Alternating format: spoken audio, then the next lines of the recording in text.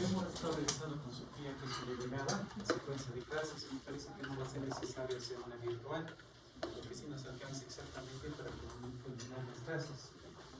Obviamente incluyendo el examen preparatorio que corresponde por norma. Vamos a seguir la secuencia, solamente vamos a empezar la semana. Cuando acabo de programar la secuencia de clases, con Maxi Cuello estaríamos haciendo 2 clases, ¿no? Porque el anterior ha sido feriado. Entonces sí nos está alcanzando como para completar las sesiones de clases. No sé si me dejo entender. El examen se estaría postergando una clase más, porque después de cuello nos toca piel y después de piel nos toca síndromes dérmicos. Y después de síndromes dérmicos nos toca el primer parcial. Después del primer parcial viene lo que es locomotor 1, síndromes de locomotor 1, locomotor 2, síndromes de locomotor 2. Después entramos a la unidad de shock y envejecimiento, y después de eso estaríamos dando el segundo parcial. Y después estamos dando el recuperatorio de la semana. Obviamente los que quieran dar el recuperatorio, ¿no? Y con eso yo ya estaría ingresando las notas. Más o menos estoy proyectando que va a acabar esto el 17 de junio, ¿no? 17 de junio. Entonces no hay necesidad de hacer una clase adicional. Bueno, por esta parte, lo voy a explicar rápidamente, ¿no? Paciente de 76 años, heredero de Maquechua, que viene con un tiempo de primaria de un mes. Lo que caracterizaba a este paciente que le escribo es un paciente que viene por un incremento de volumen en la pierna, era una trombosis venosa profunda. Lo que más te molestaba al paciente era el incremento de volumen en la pierna.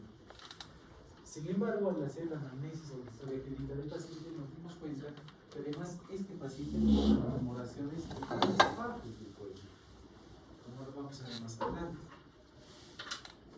El cuello, por ejemplo, era cilíndrico, cilíndrico móvil, aproximadamente 7 centímetros, traje en posición central, presencia de meladodermias, es decir, manchas, ¿no? Presencia de una sutura en el borde superior del cuello, que cuando se hizo la historia ya estaba, ¿no? Porque justamente se le toma una muestra de biopsia al estudio. Sin embargo, aprovecho este momento para decirles, ¿no? Cuando hacemos historia clínica, nosotros valoramos 2 aspectos importantes. Uno es el tiempo de enfermedad, la forma de inicio y el curso. El tiempo de enfermedad es desde que inicia la enfermedad hasta que ingresan al hospital. No es hasta que ustedes hagan la historia clínica, porque si ustedes tocan lo que el paciente ha ingresado al hospital, voy a poner un ejemplo, el paciente tiene varios cambios por semana, tiempo de enfermedad, o sea, voy a poner por fechas. Ingresa el 1 de marzo, empiezan sus signos y síntomas. El paciente ingresa al hospital el 15 de marzo y ustedes hacen la historia clínica el 21 de marzo. El tiempo de enfermedad es 15 días. Esos 7 días que han transcurrido para que ustedes hagan la historia clínica no es el tiempo de enfermedad. Eso ya es la evolución del tratamiento. Y va a cambiar, porque no vamos a esperar pues, dar un tratamiento al paciente hasta que ustedes hagan la historia clínica, ¿no?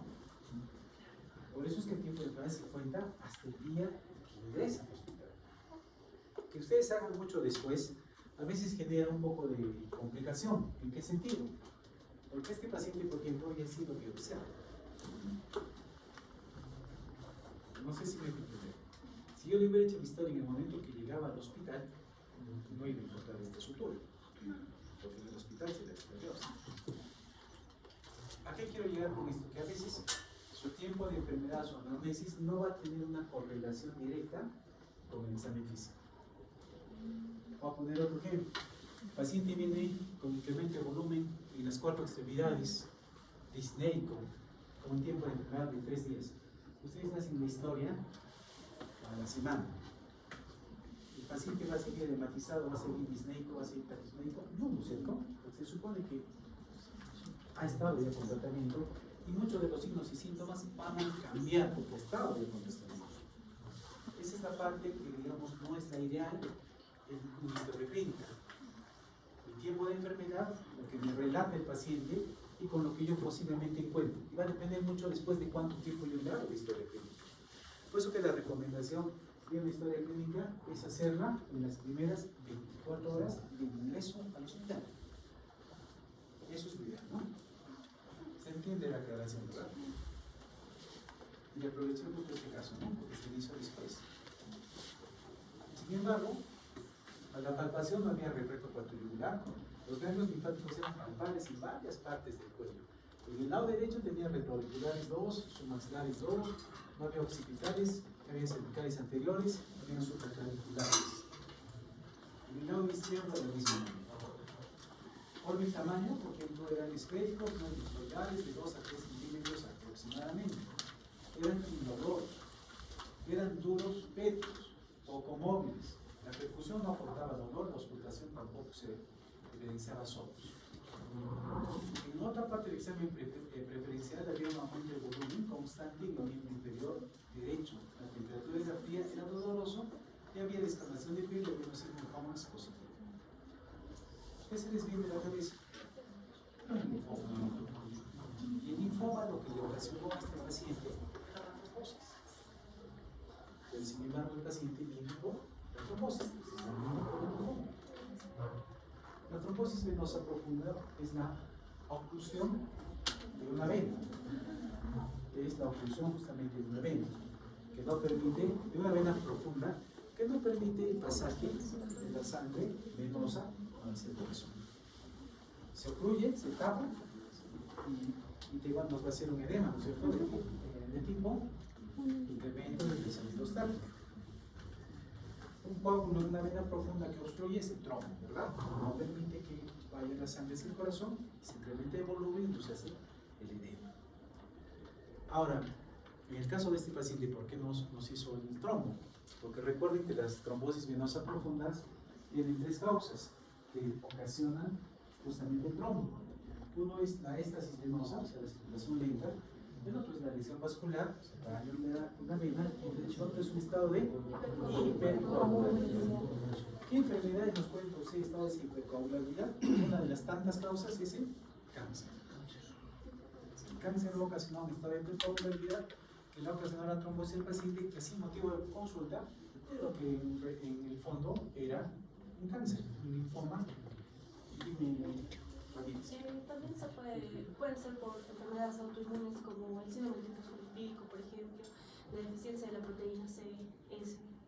Claro, cualquier estado de hipercoagulabilidad, o sea, que altere el mecanismo coagulante de anticoagulantes, o sea, o más coagulantes o menos anticoagulantes, va a producir el trombo.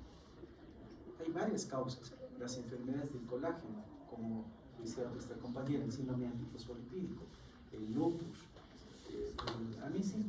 Yo siempre que veo pacientes con trombosis, siempre busco cáncer. Hay una asociación muy estrecha. Aproximadamente un 20 a 30 hasta 40% de los pacientes que hacen trombosis, ¿qué base tienen? Cáncer.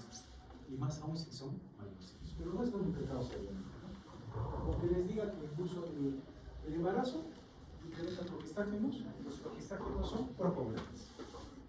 Las mujeres que usan píldoras anticonceptivas también tienen riesgo de trombosis. O sea, hay varias causas, ¿no? Pero si son mayorcitos, como en el caso del paciente, entonces, tomografía del cuello. Por ejemplo, en la análisis tenemos que buscar el cuello. Aquí yo busco el cuello. ¿Qué es lo que más llamativo? El dolor, ¿no? Siempre el dolor va a ser uno de los síntomas más comunes que consultan. Y voy a buscar el dolor. Entonces, voy a buscar forma, tamaño y dimensiones. Y acá voy a pasar, por ejemplo, un incremento de volumen en la región anterior. ¿Cierto? Podría hacer una ecografía acá. Si encuentro una tumoración, podría ser una biopsia o un aspirado. Si encuentro una tumoración en la zona tiroideo, pasaré a hacer maniobras como la de Cray, de Kervine, de Lefebvre, de Krieger, para buscar cómo está la tiroides. También puedo auscultar cuando yo quiero buscar alguna circulación anormal, porque una radiografía, una tomografía, una resonancia o una gamografía para buscar tiroides. Hay varias maniobras para poder examinar. Pero tenemos que entender dónde está ubicado el cuello. Todos sabemos la cabeza. cabeza tenemos clarísimo dónde es el cuello. Pero cuando yo les pregunto, ¿cuál es su límite superior y su límite inferior? Muchas veces ustedes más o menos 17 centímetros, un poquito más corto, ¿no? Forma cilíndrica, una mujer y media la mitad de un varón, también un poco más alrededor. ¿Cierto? Entonces dice, no, interpuesto entre la cabeza y el tórax. Por arriba, la protuberancia occipital externa,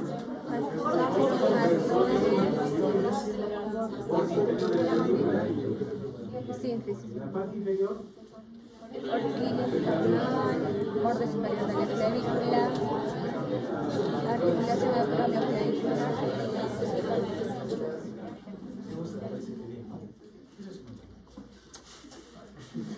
Parece, ¿no? Porque te voy a preguntar y se nos va.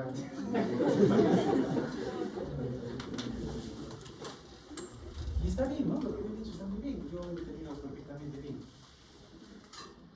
¿Y qué voy a buscar? Lo que les decía, dolor. ¿La roquera me interesará buscar? ¿Por qué sí? ¿Por qué sí? ¿Por qué?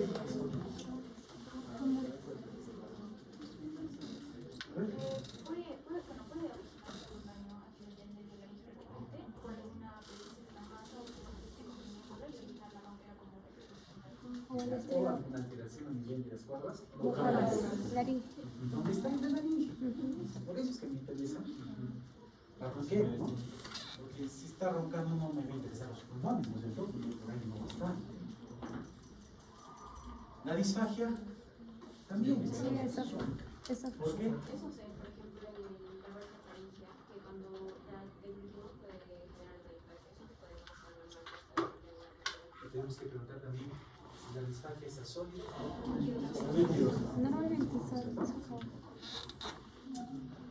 o también buscar otros síntomas extra locales o extra propios del mismo cuello, ¿no es cierto? Que nos van a ayudar a definir algunas enfermedades. Y longitud y anchura, alto y delgado en las mujeres. Indirectamente cuello brillante. Sí, ¿no? A ver, ancho y corto en los pítulos, también acá. Pero si fuera el caso un médico, tenía un cuello corto. Proconsular. ¿Hay algún movecito? No, tampoco. ¿Quién esclavina? El edema, por ejemplo. Ven acá, muy cromopatías como somopatías, variantes laterales o el cuello de púrpura, ¿no? Vamos a ver algunas imágenes nada más. Bíblicos, pero es cretina,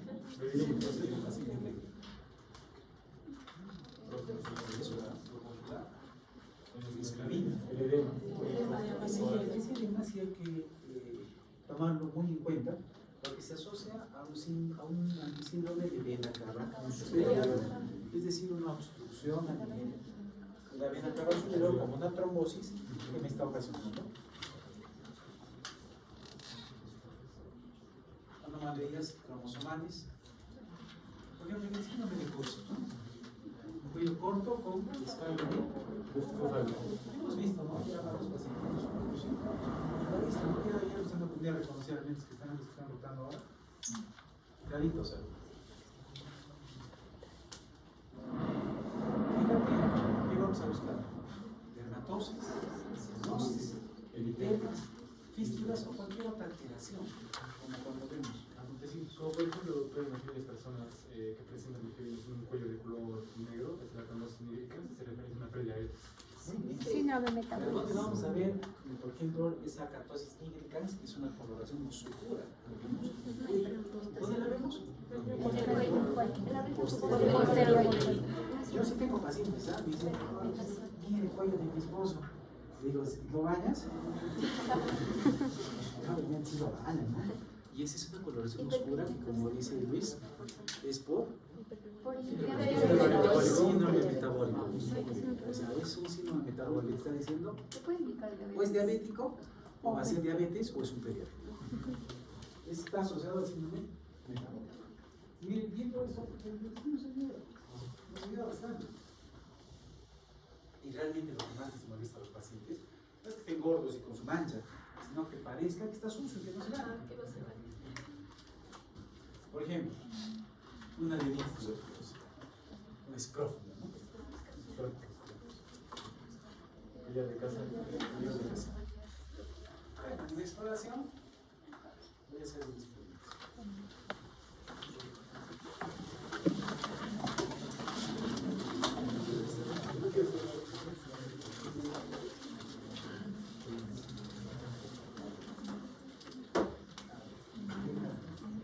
Voy a empezar a Andrea. A Luciano, Luciano, ¿qué es el pulso venoso? El pulso venoso básicamente va a ser la sensación del paso de la sangre por las venas durante la circulación. Y bueno, se va a palpar en la ventricular externa. Es una sensación de expansión de las venas durante la circulación. Más o menos, no estás así.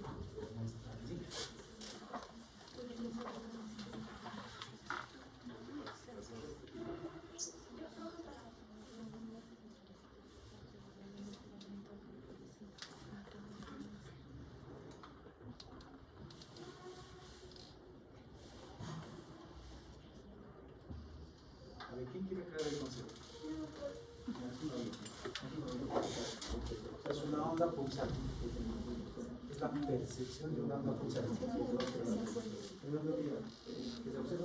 Que se observa, que no se para. ¿Qué más? Esta sensación de una onda pulsante, que se debe observar, no se puede comparar. Se aumenta y se incrementa la inspiración. Porque a ver, inspiren ustedes, se va a colapsar la circulación. Porque el corazón aspira, chupa de sangre. Aspira y las venas se colapsan. En cambio, en este caso, las venas se van a infiltrar. Y no lo confirmamos por si acaso. Otra cosa. Pues no les El aumento de la inspiración. Pero tiene que ver con el pulso venoso, pero no es lo mismo. Hay dos biografías diferentes. En encima de en otra biografía, la gente le pone como que no mejora, ni siquiera tampoco disminuye al momento de lo que es la inspiración profunda. La inspiración básicamente es Podría aumentar la ¿por qué? Porque normalmente pues no está haciendo taponamiento cardíaco. El taponamiento cardíaco, ¿qué pasa? No tiene inspiración de corazón, chupa sangre. Entonces al chupar, se cae. Pero ¿qué pasa en el taponamiento? A la inspiración, más bien, el corazón se colapsa porque el espacio, el líquido que está entre el carro, colapsa. Y no le permite meter la sangre hacia el corazón. Porque la presión se revienta a nivel del pericardio que contiene el corazón. ¿Qué pidas? A ver. Muy bien, ¿se aclaró? ¿Alguien más quiere participar en pulso venoso? Porque es importante esta parte, ¿eh? Yo, doctor, ¿puedo participar? A ver. Bueno, sobre todo esta parte reflejar el aumento de la presión venosa dada por la aurícula derecha y eso hace que nos dé un retorno venoso. ¿Y cuáles son las características para observar el pulso venoso? Doctor, ¿Cómo tiene que estar el paciente más pasado?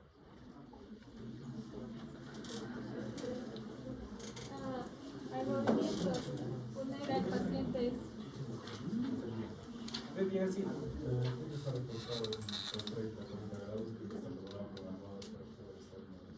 Ah, 45 grados. 45 grados. Porque miren, yo cuando los veo en el hospital agarrando al paciente, a veces están haciendo reflejo particular o están haciendo ingurgitación yugular, el paciente está bien echado en 90 grados, un favor. Ni siquiera un favor, bien echado porque el fondo es 30 grados, ¿no? Entonces tienen que acomodar al paciente en un decúbito dorsal en 45 grados. Y recién ver ingurgitación yugular y recién hacer el reflejo particular y también les aplica para el pulso venoso. Y voltea la cabeza, ¿no? Entonces, acá están algunas características. 45 grados, horizontal, de manera relativa. En esta posición, ¿no? Siempre va a haber, ¿no? La relación que va a existir con el diabetismo arterial. Porque sí, está la arteria, a veces dicen que es la arteria, no es la arteria, es la arteria. Por eso te das cuenta que yo lo percibo, pero no lo palpo.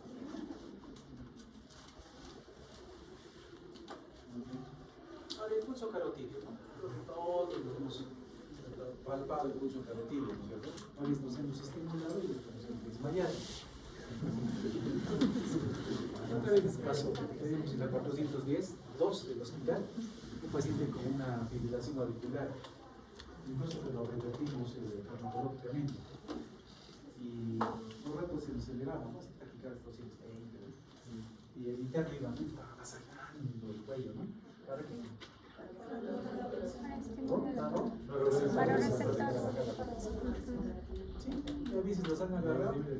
Por ejemplo, aunque parezca chistoso, ¿no? Algunas películas así medias de ciencia ficción, no tanta ciencia ficción, ¿no?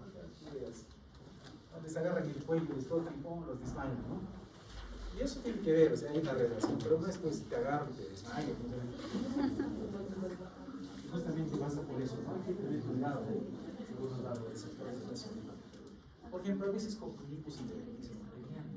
El diabetismo arterial, por ejemplo, es la percepción de una onda pulsante. Detrás de este medio más va a ser más difícil en personas no necesariamente la diabetes. Generalmente es pacientes que corren mucho, tienen hipertiroidismo,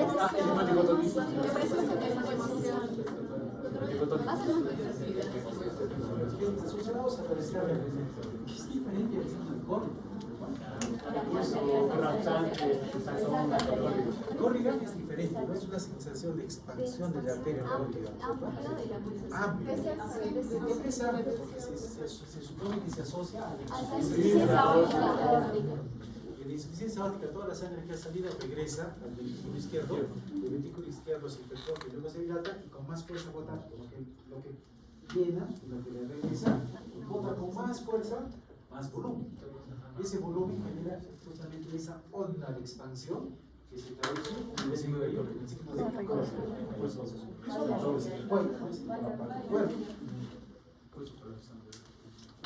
Muy bien, entonces a veces confundimos el diabetismo arterial con córrigo.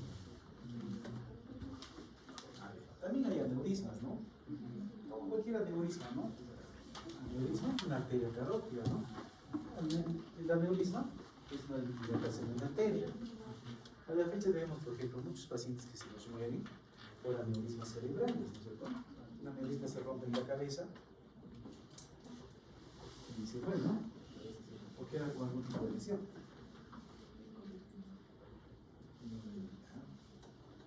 Ahora vamos a llegar a tiroides. Porque tiroides es una glándula que con mucha frecuencia la vamos a ver. Es una glándula que nos genera muchos problemas si no lo diagnosticamos bien. Entonces, la tiroides, por ejemplo, tiene la forma de una H. Tenemos el istmo y tenemos los lóbulos. ¿Dónde está ubicado? El segundo y cuarto. Está el segundo y cuarto anillo. Y C5 y C7. Este segundo y cuarto es el anillo. El istmo, exacto. Sí, a 20 a 30 gramos, tiene 2 lóbulos y más o menos 5 centímetros y 2 de ancho. A veces es difícil palpar, ¿no? Hay varias maniobras que me ayudan a identificar si esa tiroides está grande o está pequeña. O es normal, ¿no? Y además buscar algunas modulaciones. Por ejemplo, acá tenemos la maniobra de que sus papás le están haciendo cuando no fueron el semestre. Entonces, ¿cómo nos acomodamos? Nos acomodamos detrás del paciente con nuestros pulgares a nivel de la séptima cervical, 2 o 3 dedos delante y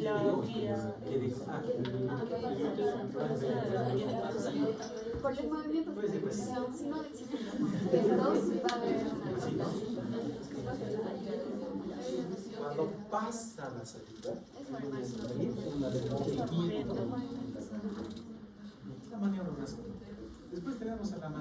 contrario. Va a variar un poco del libro que ponga, ¿no? Eso dice que son los 2 pulgares. Claro, típicamente es así. Una sola mano. Pulgar, comprime, este no, primero, 15 y medio, comprime, al pulgar se ve los 4, ¿cierto? Para que lo vayan.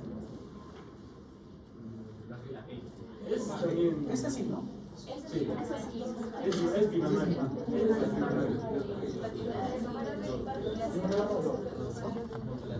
Ahora, tenemos, por ejemplo, algunas maniobras, ¿no? Cuando tenemos, por ejemplo, un ocio de los thoraxes. ¿Cómo es la marañón? Primero se nos invita que el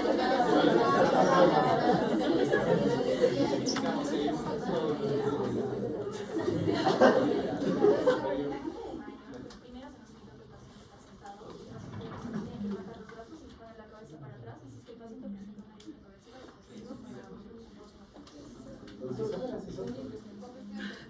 Doctor, consulta con ese signo, el manual de Marañón, ese último está haciendo lo que viene siendo el signo de Pemberton, porque era respeto a las faciales.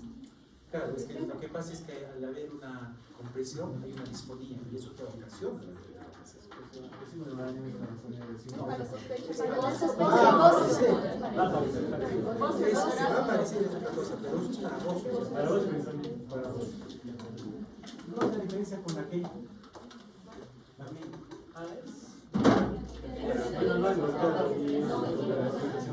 ¿Cuál es la diferencia con presidio?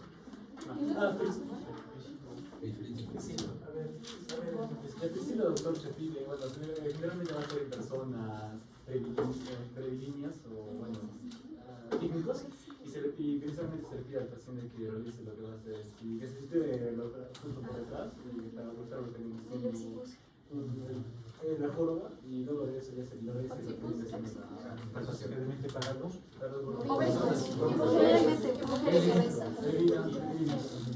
Ya volvemos con los brazos hacia atrás, quiero que se asfixie, y el otro el brazo hacia atrás para que exteriorice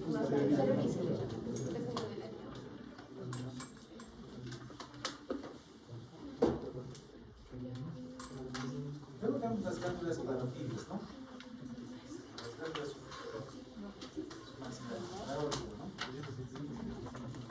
yo siempre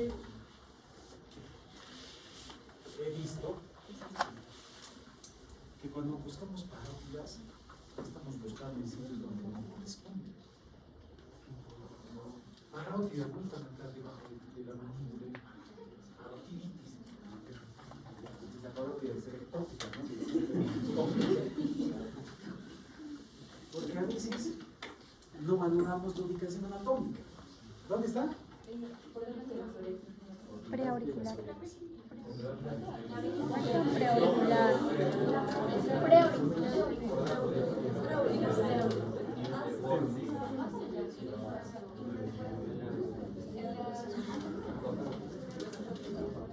Entonces, a veces confundimos, ¿no? ¿Dónde está? Preauricular. Preauricular. Generalmente es bilateral, ¿no? Estamos ubicado ahí, ¿no? ¿Dónde desemboca? Altura de la segunda molar superior, de la mucosa yugal.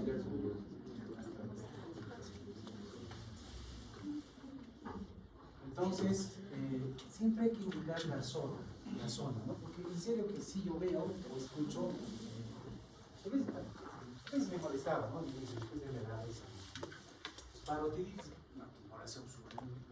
Nada que ver, ¿no? Después siempre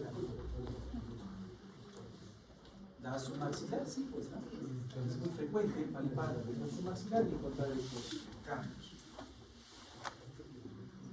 Que es diferente a una sublingual, ¿no? Las glándulas salivares, la sublingual está en todo el piso del pecho.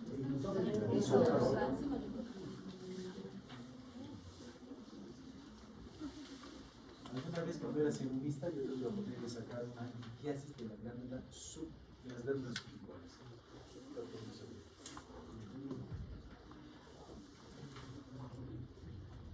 Y después tenemos los quistes, ¿no?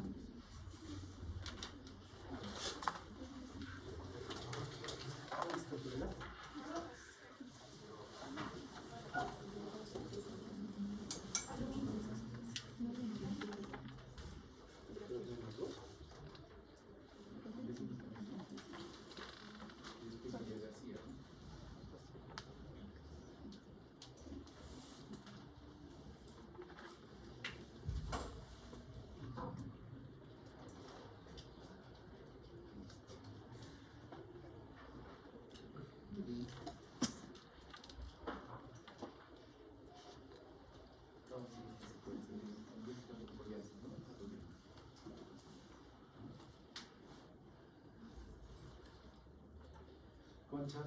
Presente, doctor. ¿Qué es el quiste branquial? El quiste bronquial generalmente va a estar ubicado en el transcurso del músculo esternocleidomastoideo. Generalmente va a ser un líquido, va a tener un líquido seroso, sebáceo y generalmente con cristales de colesterol. ¿Por qué se presenta? Nos dice que se presenta generalmente en niños y en adultos jóvenes.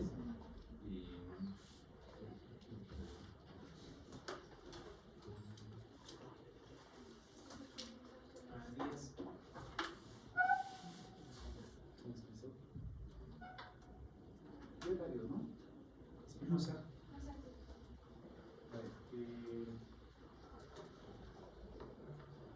¿Qué es un higroma quístico?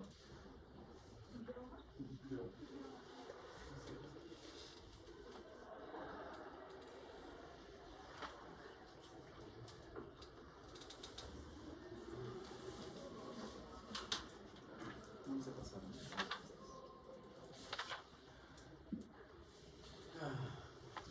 Lo que decía nuestro compañero. El quiste fibroso a veces son vestigios, ¿no? A veces hay muchos pacientes que les quedan y al nacimiento, ¿no? Les dice, el nacimiento le dicen, no, sí, te dice, ya, eso es quiste fibroso. O duelismo, no tiene la mayor molestia, más que alguna fistinización en algún momento. Lo que le preguntaba a su compañera, ¿no?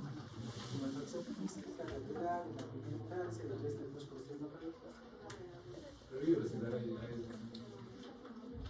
Aneurismas, ¿no? Es otra causa común de tumoraciones esternocleidomastoides, ¿no? Los aneurismas, ¿no? Esta es una tumoración, ¿cierto? Que corresponde netamente a la arteria dilatada. Por ejemplo, los abscesos cervicales es otra característica muy común de los pacientes, sobre todo en pacientes diabéticos. Yo he visto varios pacientitos, incluso me han llegado a hacer derrames, endemas pulmonares por desecación. O sea, de acá bajar así, después estándoles operando el pulmón, o sea, cuando simplemente se baja. Es muy común, ¿no? Antibióticos y drenaje, esa es la hernia pulmonar cervical, ¿no? Es cuando la pleura se dilata, parte del pulmón se va a sentir. Ahí anterior y posterior, ¿no es cierto? Masas en el límite. Y acá buscamos. Muy bien, entonces estamos con la secuencia.